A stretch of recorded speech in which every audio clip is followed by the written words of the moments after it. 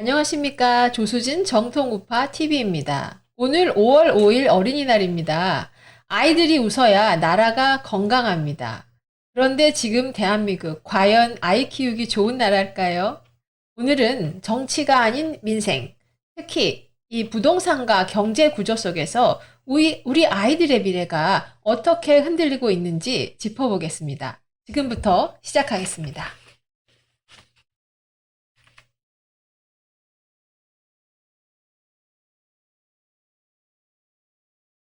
하면 괜찮죠?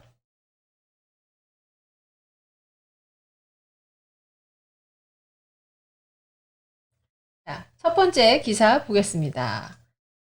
정부가 호르무즈 한국 선박 화재 진압 완료. 인근 항구로 옮겨서 조사. 네, 이런 기사가 있네요.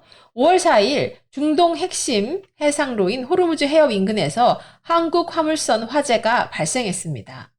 선원 24명, 한국인 6명을 포함해 전원 무사이며 인명피해는 없다고 하네요.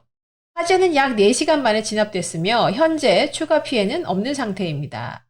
선박은 두바이항으로 예인될 예정이었으나 정상 운항 여부는 아직 불확실합니다.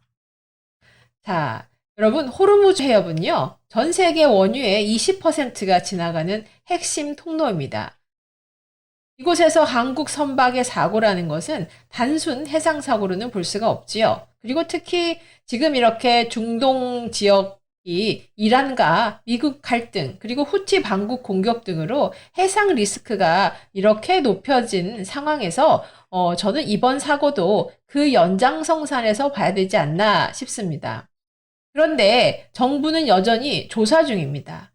해상 안보와 에너지 공급망 위기 대응에 대한 전략적인 메시지는 전혀 보이지가 않습니다. 한 줄로 정리하면 이렇습니다. 바다는 전쟁터인데 정부는 아직도 조사 중입니다. 다음 기사 띄워주세요.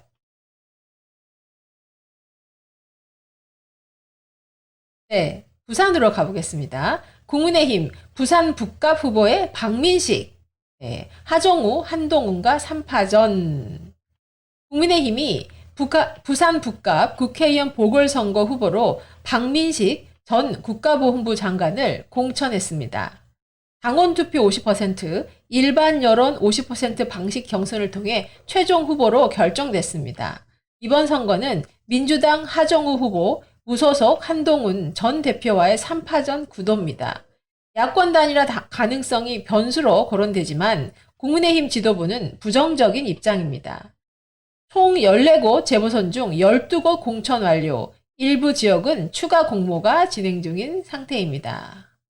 자, 이번 부산 북겁 선거는 단순 지역 선거가 아니라 보수 진영 재편대의 시험대입니다.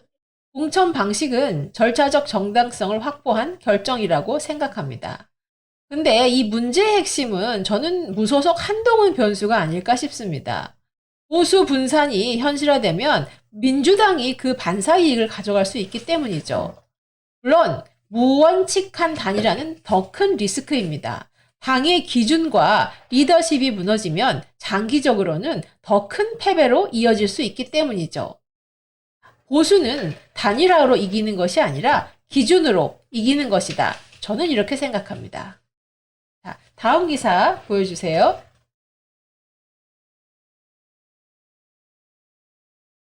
네. 장동혁, 한지아, 한동훈 지원에 사실관계 밝힌 뒤 필요한 조치 이런 제목이네요.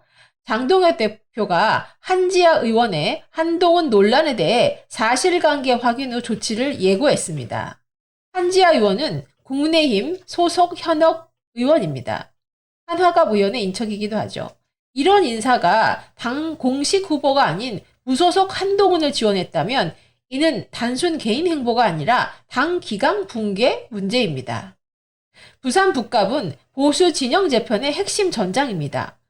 이 시점 내부 이탈은 선거 패배를 넘어 당 리더십 자체를 흔드는 중대한 리스크입니다. 한 줄로 정리하겠습니다. 외부와 싸울 힘도 부족한데 내부에서 지금 먼저 무너지고 있습니다. 안타깝습니다. 자, 다음 기사 올려주세요.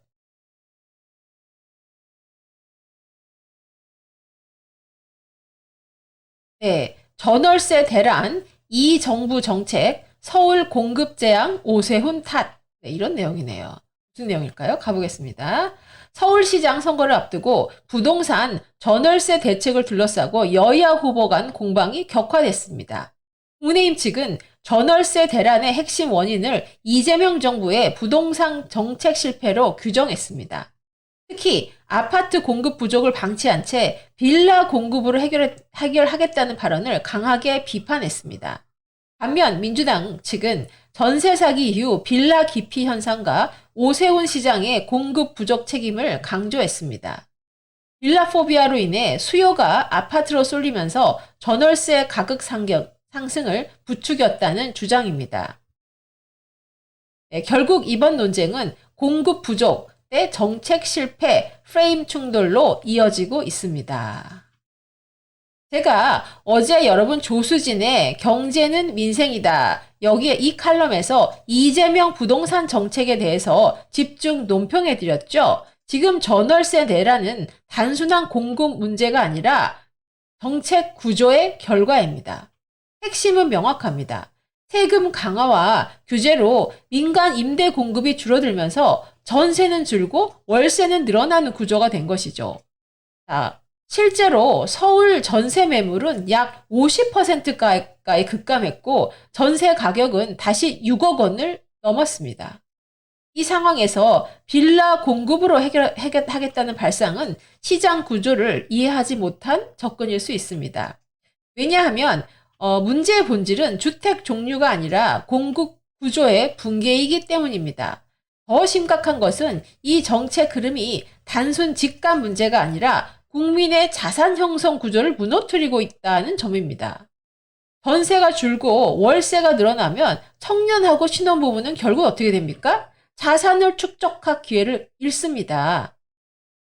어제 제가 말씀드린 것처럼 이렇게 계속 한 단계 한 단계 진행될 경우에 우리는 부동산을 소유할 수 있는 소유권을 가진 시민에서 이제 임대 국민으로 전락할 수밖에 없는 이런 구조로 이동하는 것이 아닐까 이런 우려가 앞섭니다.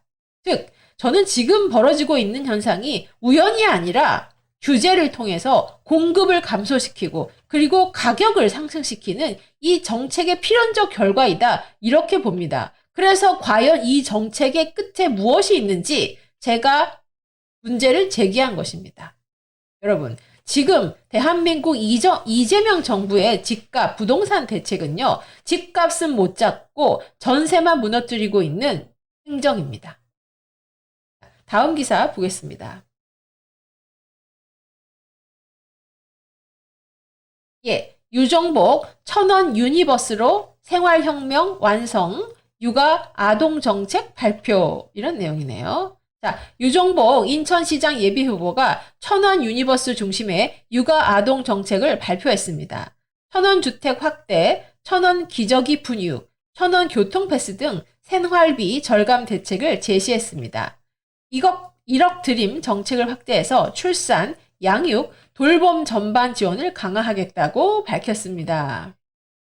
재원은 약 500억 내지 600억 수준으로 추산된다고 설명했습니다. 민주당 박찬대 후보 측의 재정 비판에는 강하게 반박했습니다. 이런 기사이네요. 사실 인천 영종구는 저의 지역구였었는데 그래서 저는 유정복 후보와 인천공항경제도시 정책에 대해서 직접 의견을 나눈 경험이 있습니다. 실행과 전략을 동시에 이해하는 검증된 행정형 리더다. 저는 이런 판단을 유정복 후보에 대해서 하고 있습니다. 자, 현재 인천시가 민주당 박찬대 후보와 양강 구도이고요. 최근의 흐름은 오차 범인의 접전으로 충분히 뒤집을 수 있는 상황이다. 이렇게 판단이 됩니다. 유정복 후보는 시장과 장관 경험을 통해서 도시 운영과 재정 구조를 실제로 다뤄본 인물입니다. 이 점에서 정책 실행력은 이미 검증됐다고 생각이 되네요. 특히 이 유 후보의 1,000원 유니버스는 단순 복지가 아니라 시민 체감 비용을 낮추는 실질적인 민생 전략입니다. 교통과 주거, 육아를 동시에 건드리는 구조적 접근이다. 저는 이렇게 평가를 합니다. 제가 인천공항경제도시 전략을 통해서 글로벌 물류, 바이오, MRO, 관광산업 중심의 이 클러스터를 구축하고 기업 유치를 통해서 도시 내에서 가치를 창출해서 재정 자rop들을 높이고 그 재원을 다시 주민의 복지로 환원하는 가치 선순환 구조, 이것을 저는 주장해 왔습니다.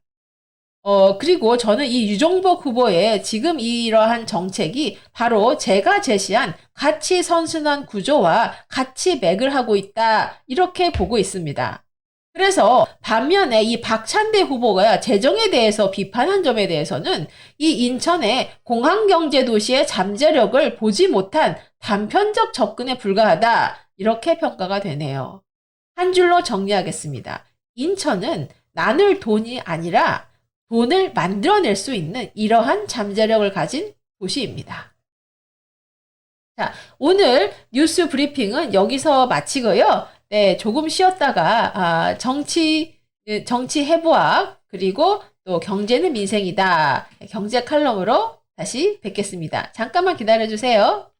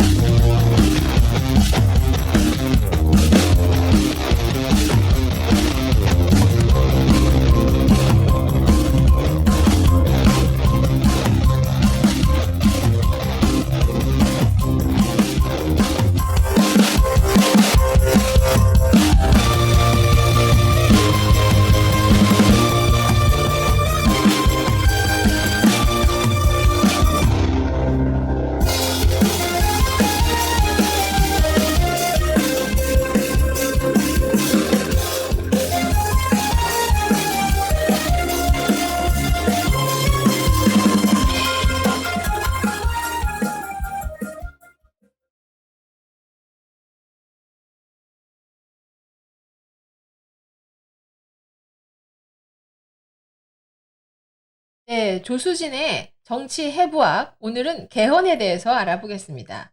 여러분, 지금 대한민국에서 가장 중요한 정치 이슈 중에 하나는 바로 이 개헌 문제입니다. 현재 이재명 정부와 오원식 국회의장이 개헌을 강하게 추진하고 있습니다. 그런데 우리는 반드시 이 질문을 던져야 됩니다. 지금 추진되는 1차 개헌, 정말 나라를 올바로 바꾸는 개헌입니까? 아니면 정치적으로 안전한 선택만 모아놓은 무난한 개헌입니까? 이번 개헌의 핵심은 단계적 개헌입니다. 즉, 한 번에 다 바꾸지 않고 나눠서 하겠다는 겁니다. 겉으로 보면 현실적인 접근입니다. 하지만 중요한 건 따로 있습니다. 무엇을 바꾸고 무엇을 미루느냐. 이 선택 자체가 저는 이미 정치라고 봅니다. 지금 흐름을 보면 분명합니다. 갈등이 적은 부분은 먼저 하고 충돌이 큰 핵심 문제는 뒤로 돌려서 보겠다는 거죠. 그럼 먼저 제가 이 개헌의 내용부터 짚어보겠습니다. 겉으로 보면 굉장히 그럴듯합니다. 5.18 정신의 헌법 수록, 개헌 요건 강화, 기본권 확대, 그리고 지방 분권까지. 이걸 하나하나 놓고 보면 참 반대하기 어려운 내용들입니다. 그래서 더 중요한 질문이 나옵니다. 이게 과연 핵심을 바꾸는 개헌인가? 아니면 동의하기 쉬운 내용만 모아놓은 개헌인가? 지금 이 구성의 특징은 분명합니다. 논쟁이 큰 문제는 다 빠졌고요. 합의 가능한 항목만 들어가 있습니다. 권력구조 개편, 대통령 권한 문제 같은 본질적인 영역은 다 뒤로 감춰져 있습니다. 여기서 한 가지 더 봐야 됩니다. 왜 단계적으로 나누는가? 그리고 그 끝은 어디인가? 이 단계적 개헌은 갈등은 줄이고 추진력을 확보하기 위한 전략입니다. 하지만 동시에 가장 민감한 권력 구조 문제를 뒤로 미루는 방식이기도 합니다. 결국 최종 단계에서 권력의 형태를 어떻게 설계할 것인가, 이게 이 개헌의 진짜 종착역입니다. 자, 먼저 이 5.18 정신의 헌법 수록에 대해서 보겠습니다. 이 역사적인 사건인 5.18 민주화 운동의 의미와 희생을 부정하는 사람은 거의 없습니다. 근데 문제는 다른 데 있습니다. 지금 이걸 헌법에 넣는 게 과연 필수적인 변화냐 하는 것입니다. 헌법은 국가의 구조와 권력 작동 방식을 정하는 문서입니다. 그렇다면 질문은 아주 간단합니다. 이 조항이 들어간다고 권력 구조가 바뀝니까? 이 조항이 들어간다고 정치 시스템이 달라집니까? 냉정하게 보면은 상징성은 크지만 구조 변화는 거의 없습니다. 그리고 여기서 더 중요한 포인트가 있습니다. 왜 지금이냐? 개헌은 가장 큰 정치적 충돌을 동반하는 작업입니다. 그런데 그 시작이 반대하기 어려운 상징적 항목이다? 그럼 이렇게 볼 여지가 생깁니다. 1차 개헌은 부담 없는 내용으로 통과시키고 진차 개헌은 3차 개헌으로 넘기는 구조. 즉, 지금 이 논의 자체가 다음 단계 개헌으로 넘어가기 위한 밑밥일 가능성이 크다 이겁니다. 자, 정리하면 이렇습니다. 5.18 정신헌법 수록 의미는 있습니다. 하지만 그것만으로 국가 구조가 바뀌지는 않습니다. 그리고 만약 이것이 단계적 개헌의 시작점이라면 진짜 핵심은 아직 나오지 않았다는 이야기입니다. 자, 두 번째 핵심사항 보겠습니다. 두 번째는 계엄 요건 강화입니다. 겉으로 보면 굉장히 강력한 조치인 것처럼 보입니다. 권력 남용을 막겠다는 취지, 이론적으로야 누가 반대하겠습니까? 하지만 여기서 중요한 건 따로 있습니다. 계엄은 언제 쓰는 것입니까, 여러분? 전시, 사변, 국가위기, 즉 속도가 생명인 상황이죠. 그런데 이 개헌 방향을 보면 국회 통제를 더 강화하겠다. 네, 이런 내용으로 일관돼 있습니다. 여기서 저는 문제가 생긴다고 봅니다. 초기 대응까지 이렇게 묶어놓는 구조라면 그게 문제라는 거죠. 아니 전쟁 상황에서 하나하나 승인 기다리다가 대응이 늦어진다? 이거는 국가 안정과 직결되는 문제 아닌가요? 그렇다고 제가 통제 장치를 없애자 이런 이야기는 아닙니다. 핵심은 이겁니다. 초등 대응은 빠르게 하되 이후 권력을 강하게 묶어야 한다. 그런데 지금 이 개헌에서 나오는 방향은 어디까지 묶을 것인지, 언제부터 통제할 것인지 이 기준이 불명확합니다. 그래서 이런 질문이 나오는 겁니다. 실제 안보 상황을 고려한 설계인가? 아니면 그냥 강하게 보이기 위해서, 그냥 강하게 국민한테 보여주기 위해서, 그래서 나온 장치인가? 이 계엄이라는 단어 자체가 주는 무게감 때문에 정치적으로 이거는 매우 강한 메시지가 될 수 있거든요. 그래서 이렇게도 볼 수 있습니다. 현실 권력 구조는 그대로 두면서 국민에게 우리가 통제를 강화했다. 이러한 명분을 주는 거, 이게 아닐까 싶다는 거죠. 여러분은 어떻게 생각하시나요? 정리하면 이렇습니다. 계엄 요건을 강화하자? 필요할 수도 있습니다. 하지만 이게 설계가 잘못되고 국가 대응력은 떨어뜨리고 실제 권력 구조를 그대로 남기는 결과가 나올 수 있다 이겁니다. 그래서 제가 다시 묻겠습니다. 이 개헌 정말 권력을 통제하기 위한 것입니까? 아니면 통제하는 것처럼 보이기 위한 것입니까? 네, 다음 보겠습니다. 다음은 기본권 확대입니다. 이거 듣기만 하면 반대하기 정말 어려운 내용이죠. 권리를 넓혀주겠다. 좋은 말입니다. 그런데 제가 여기서 냉정하게 한번 보겠습니다. 헌법에 기본권이란 말을 넣는다고 해서 그 권리가 실제로 지켜집니까? 핵심은 선언이 아니라 작동입니다. 헌법에 적혀 있는 것과 현실에서 작동하는 것은 전혀 다른 문제이거든요. 이미 헌법에서는 우리 국민에게 표현의 자유, 재산권, 노동권 다 들어있습니다. 그런데 지금 현실에서 어떤가요? 늘 충돌하고 늘 제한되고 해석 싸움이 벌어집니다. 네. 더군다나 지금은 부동산 정책으로 인해서 정말 국민의 우리 대한민국 국민의 소유권까지 어떻게 될지 의심스러운 상황입니다. 그렇다면 여기서 질문은 명확해집니다. 기본권을 늘리는 게 중요한 거는 그 권리를 누가 어떻게 지켜주느냐가 아닙니까? 그런데 여기서 문제가 드러납니다. 권력 구조나 책임 구조를 바꾸지 않으면 기본권 확대는 실질 변화로 이루어지기가 어렵습니다.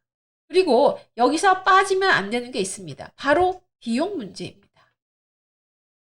기본권을 확대한다는 건 단순한 선언이 아닙니다. 그 권리를 보장하려면 무엇이 필요할까요? 예산이 필요합니다. 결국 돈이 들어간다는 얘기죠. 복지, 주거, 교육, 의료, 이 모든 것이 다 재정으로 연결되는 거 아닙니까? 그럼 우리는 물어봐야 됩니다. 그 돈은 누가 냅니까? 국가 재정으로 감당 가능한 겁니까? 아니면 미래 세대 부담으로 떠넘기려는 겁니까? 그런데 지금 이 논의는 권리는 확대하겠다라고 말은 그럴싸한데 재원 대책은 보이지가 않습니다. 이거는 구조적으로 위험하다고 생각합니다. 재정이 없는 권리는요, 결국 지켜지지 않는 약속이 되고 말 것입니다. 그래서 저는 이걸 이렇게 봅니다. 듣기 좋은 권리는 앞에 세우고 어려운 비용 문제는 뒤로 미루는 방식. 나중에 보겠다. 네, 이런 방식 아닐까 해서 의심스럽습니다. 정리하면 이렇습니다. 기본권 확대 필요합니다. 하지만 여기서 비용과 실행 구조가 빠지면 그것은 현실에서 작동하지 않는 그냥 한순간 선언에 그칠 가능성이 큽니다. 자, 그래서 제가 다시 묻겠습니다. 이 개헌, 국민의 삶을 바꾸는 개헌입니까? 아니면 좋은 말들을 그냥 정리해 놓은 개헌입니까? 다음, 지방분권에 대해서 말씀드리겠습니다. 이거는 이 지방분권 토픽은 굉장히 오래된 얘기입니다. 지방에 권한을 주자. 방향 자체는 맞습니다. 지방을 균형적으로 발전시키자. 좋은 말입니다. 찬성합니다. 그런데 여기서 핵심은 단 하나입니다. 권한만 줄 것인가? 아니면 재정까지 같이 줄 것인가? 이게 전부입니다. 제가 예를 들어서 설명드리겠습니다. 사실 이 지방 분권이냐, 중앙 집중이냐, 이거는요, 정치 개념이기도 하지만 경영 구조의 문제이기도 합니다. 자, 제가 글로벌 기업에서 20여 년 동안 근무하면서 이 분권과 중앙 집권에 대해서 굉장히 많은 경험을 했습니다. 글로벌 기업을 보면요, 이 본사와 리지널 오피스를 나눌 때 예산권과 인사권을 함께 줍니다. 네, 그렇지 않으면 그 리지널 오피스 조직이 독립 운영이 아니라 그냥 본사의 승인만 기다리는 스튜어드십 조직으로 전락하기 때문이죠. 근데 지금 대한민국 정부 구조가 바로 이 상태입니다. 권한은 준 것처럼 보이지만 지방에 권한과 의무를 주었지만 돈과 사람은 중앙이 쥐고 있습니다. 이 상태에서 분권은 작동하지 않습니다. 이 상태에서 만약에 분권을 하면 어떻게 되느냐? 책임과 의무만 지방으로 넘어가게 되는 것입니다. 여기서 더 한 가지 중요한 전제가 있습니다. 지방분권은 단순히 이 권한을 나누는 문제가 아니라 디지털 행정 역량이 뒷받침돼야 됩니다. 지금처럼 말뿐인 디지털 행정, 이렇게 디지털 연결이 분절화돼 있고 이 연결이 해소되지 않은 이런 행정 시스템을 가지고요, 우리가 지방분권을 하게 되면 행정은 느려지고 책임만 늘어나고 효율성은 떨어지는 결과를 가져옵니다. 그래서 저는 이 디지털 행정의 기반 없이 분권을 진행하면 분권이 아니라 그냥 행정 분산, 즉 행정의 비효율성만 초래할 것이다. 이런 생각이 듭니다. 그리고 이것은 그냥 정치적 입속에 졸속 행정을 결정하게 되는 이런 뻔한 결과일 것이다. 이런 의심까지 드네요. 여러분, 지방은 정말 할 일이 많아지는데 쓸 수 있는 돈이 없다고 생각해 보십시오. 결국 시민들은 서비스가 부족해지고 책임은 지방 정부만 떠안게 되는 것입니다. 그래서 우리가 여기서 반드시 물어야 됩니다. 이번 개헌에 재정 구조까지, 지방의 재정 구조까지 바뀌는 거냐? 그리고 세금 권한까지 지방에서 직접 세금을 걷어서 지방에 운영을 할 수 있는 이 세금 권한까지 내려오는 거냐? 이걸 물어봐야 됩니다. 이게 빠지면 지방 분권은 그냥 이름만 있는 분권입니다. 여기서 끝이 아닙니다. 또 중요한 문제가 있습니다. 바로 지역 격차입니다. 지방 분권이 강해지면 잘 사는 지역은 더 잘 살고 어려운 지역은 더 어려워질 수 있습니다. 이거는 굉장히 현실적인 문제입니다. 그래서 핵심은 이겁니다. 격차를 막는 장치가 있느냐? 예를 들어서 재정 재분배 구조, 균형 발전의 책임, 지역 간 격차 보정 장치, 이런 게 있어야 됩니다. 그런데 지금 논의를 보면요, 분권하겠다고 이야기하지만 이 격차를 어떻게 막겠다, 이런 이야기는 전혀 보이지가 않습니다. 그냥 만약에 이런 상태로 분권을 진행하게 되면 분권은 발전이 아니라 지역 격차 확대 정책으로 밖에 보이지 않습니다. 자, 정리하면 이렇습니다. 지방 분권 필요합니다. 하지만 권한과 재정이 함께 가지 않으면 아무런 의미가 없습니다. 그리고 지역 간의 격차를 막는 이런 설계가 없다면 분권은 오히려 불균형을 초래할 것입니다. 그래서 제가 다시 묻겠습니다. 이 개헌, 권력을 나누는 개헌입니까? 아니면 책임을 떠넘기려는 개헌입니까? 자, 이번 개헌의 핵심은 이겁니다. 바꾸는 것처럼 보이는데 정말 바꾸는 것인가? 상징은 넣고 강한 메시지도 던졌고 좋은 말을 늘렸지만 정작 권력 구조와 책임 구조가 그대로라면 이건 개헌이 아니라 정치적으로 잘 설계된 무난한 개헌일 수밖에 없습니다. 그렇다면 우리는 단 한 가지 질문을 더 해야 됩니다. 왜 이런 방식의 1차 개헌을 지금 추진하는가, 이겁니다. 저는 여기서 하나의 합리적인 의심을 합니다. 이번 1차 개헌, 2차 개헌으로 가기 위한 전초 기지가 아닐까. 부담 없는 내용으로 먼저 길을 열고 사람들의 동의를 얻고 정작 핵심은 다음 단계에 넣는 구조. 그렇다면 지금 우리가 보고 있는 건 완성된 개헌이 아니라 시작에 불과한 개헌일 수 있습니다. 한마디로 개헌 마케팅이라는 거죠. 그래서 더 중요합니다. 여러분, 지금 이 순간 무엇이 바뀌고 무엇이 남을 것인지, 지금 이 순간 무엇이 바뀌고 무엇이 남을 것인지 우리가 분명히 살펴보고 이해해야 되는 것입니다. 그리고 이 복잡한 본질을 우리가 정확히 보지 않으면 우리는 또 이 개헌 마케팅에 속을 수밖에 없을 것입니다. 정치 브리핑 여기서 마치고요. 잠시 후에 경제는 민생이다. 경제 논평 들어가겠습니다.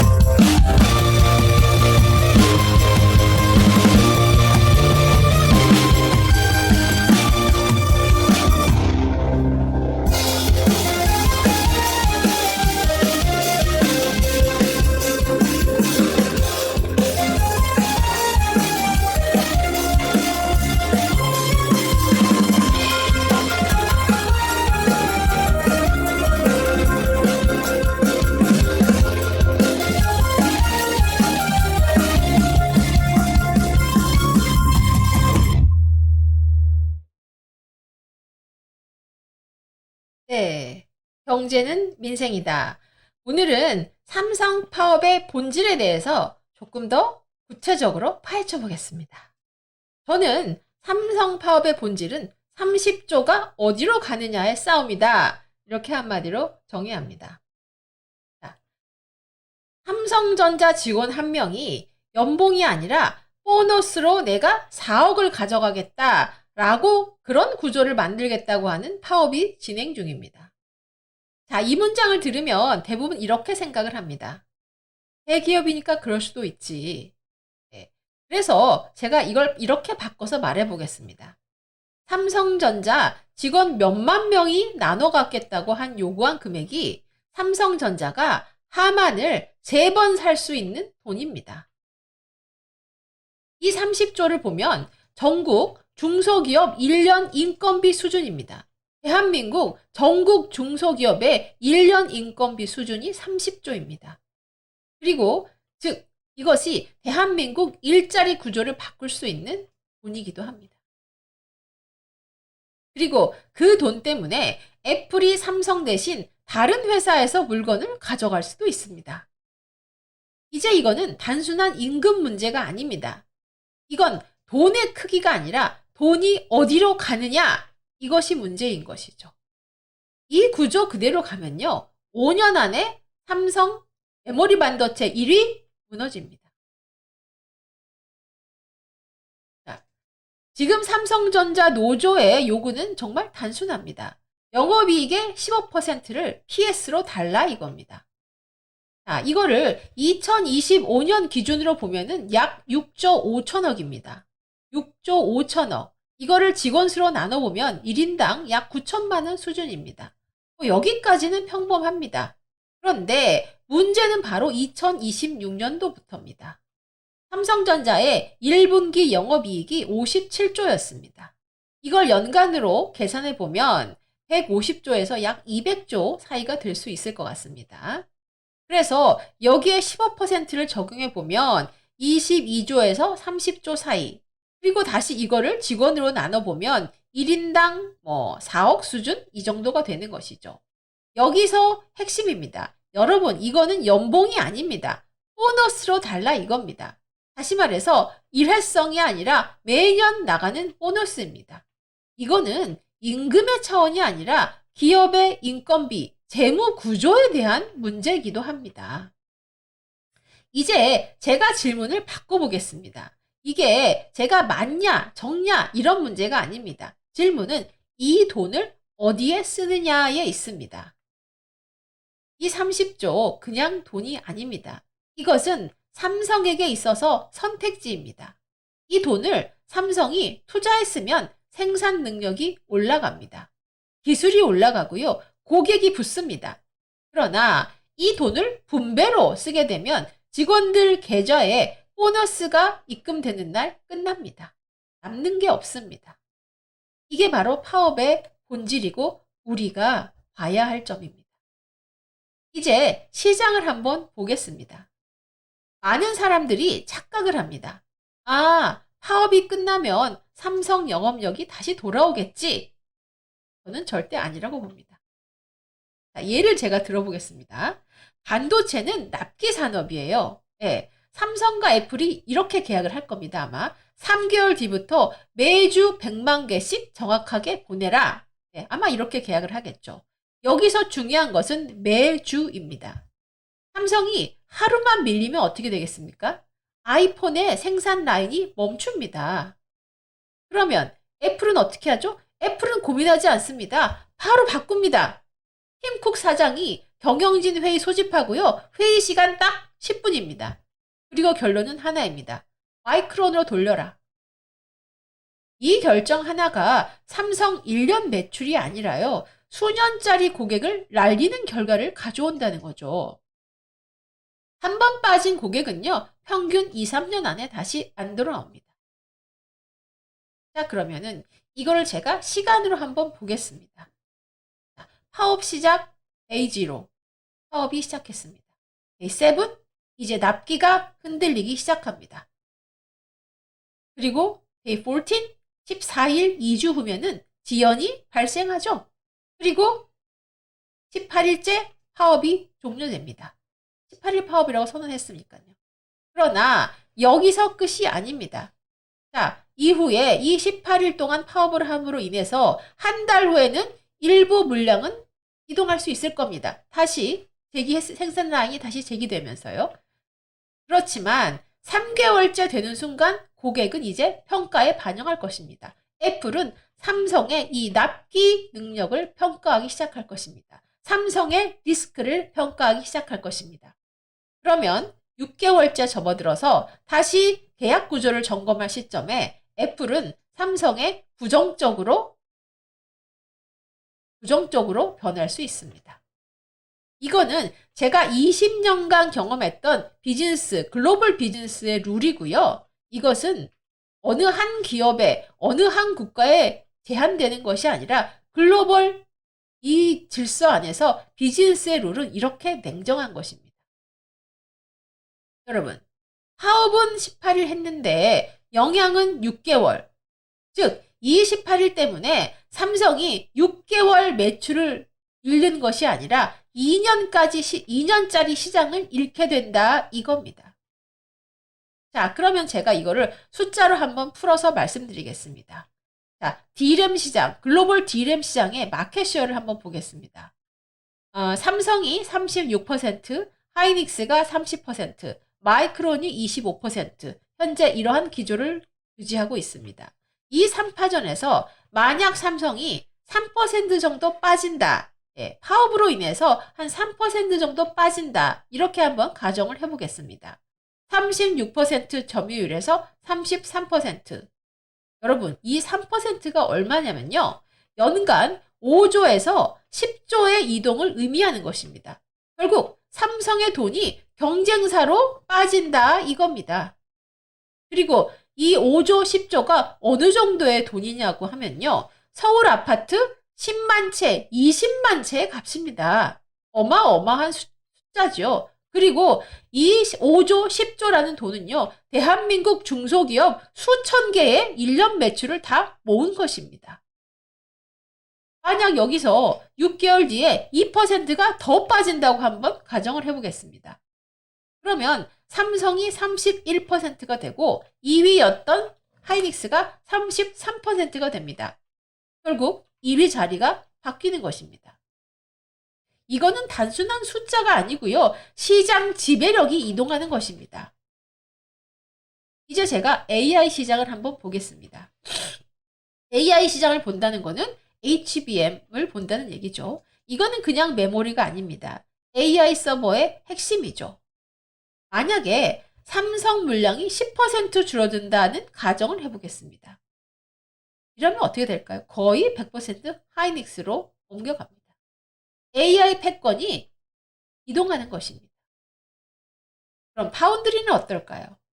파운드리는 글로벌 마켓쉐어에서 TSMC, 대만의 TSMC가 70%, 예, 그리고 삼성이 약 7%, 뭐 격차는 있지만 삼성이 마켓쉐어 2등입니다.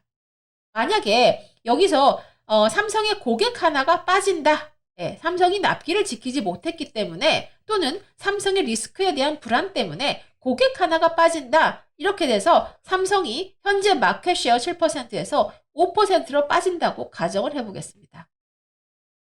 이거는 점유율 문제가 아니고요. 결국 삼성은 고객에게 있어서 메인이 아니라 그냥 보조 옵션으로 처지게 되는 결과를 가져올 것입니다. 이거는 거의 복구가 불가능합니다. 자, 정리해 보겠습니다.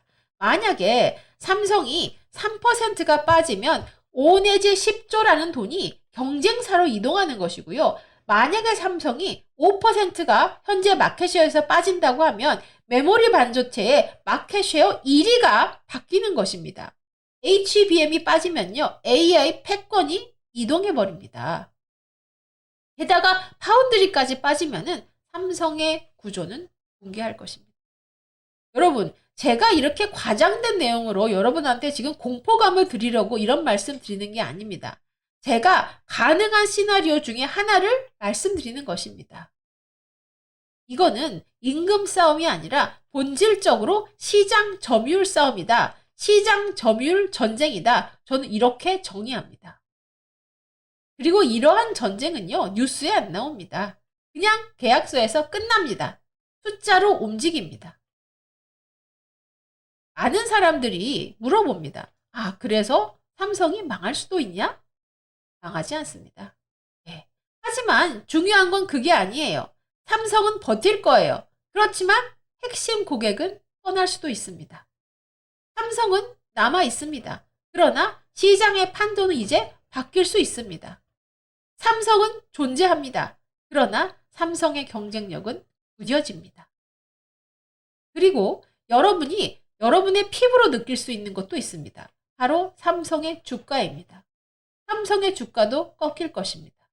지금 삼성의 주가는 파업 리스크를 고려하지 않고 잘 나가는 미래를 반영해서 이렇게 올라간 겁니다. 그런데 만약에 공급이 흔들린다? 그리고 그 기대가 깨진다? 그러는 순간 주가도 같이 꺾입니다. 주식시장에서 지금 삼성전자의 멀티플이 얼마냐면요. 약 13배에서 17배 정도 됩니다. 엔비디아는 40배에서 50배 정도로 격차가 크죠.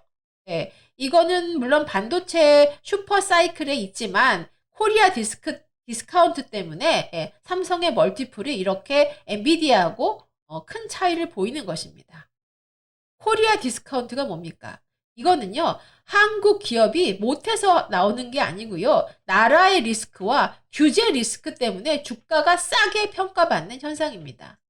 그런데 여기에 장기 노조 리스크까지 겹쳐서 납기에 대한 신뢰가 무너진다? 여러분, 이 코리아 디스카운트는 더욱 심해질 수밖에 없고 삼성의 물티플은 다시 평가될 것입니다. 네. 여러분, 마지막으로 제가 정리해 드리겠습니다. 이거는요, 30조 싸움이 아니라 대한민국의 사내 방향을 누가 가져가느냐, 이 싸움입니다. 제가 볼 때 이거는 시장 문제가 아니라 정책이 만든 구조입니다. 예, 이 구조가 계속되면은 5년 안에 삼성 정유율 5% 빠질 수 있고요. 그 돈이 그대로 미국하고 대만으로 날아간다 이겁니다. 18일 파업하는 동안 삼성 20조 시장이 경쟁사로 간다 이 말이에요. 그러면 우리의 미래 시장은 경쟁사로 넘어갑니다. 그러면 대한민국 GDP의 성장 엔진이 약화된다는 것입니다. 그러면 대한민국은 어디로 향하게 되는 것일까요?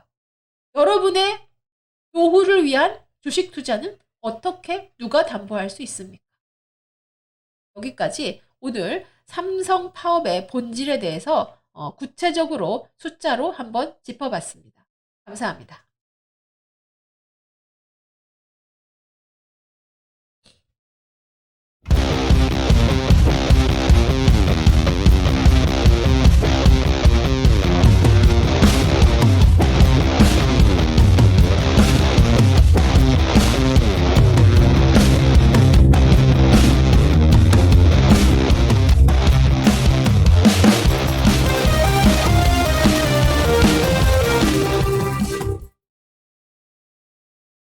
네, 여러분. 오늘 이 개헌의 의미와 삼성 파업의 숫자의 진실에 대해서 한번 짚어봤습니다. 겉으로는 서로 다른 이야기를 하는 것 같지만요. 결국 이 두 가지는 한 개로 연결됩니다. 권력은 어떻게 나눌 것인가? 그리고 경제는 누가 움직일 것인가입니다. 이 두 가지가 흔들리면 결국 피해는 국민과 민생으로 돌아옵니다. 정치는 방향을 만들고 경제는 결과를 만듭니다. 그 방향이 틀리면 5년 뒤 대한민국은 완전히 다른 모습일 수 있습니다. 지금 중요한 건 속도가 아니라 방향입니다. 대한민국이 어디로 갈 것인가? 조수진 정통우파 TV였습니다. 내일 다시 찾아뵙겠습니다.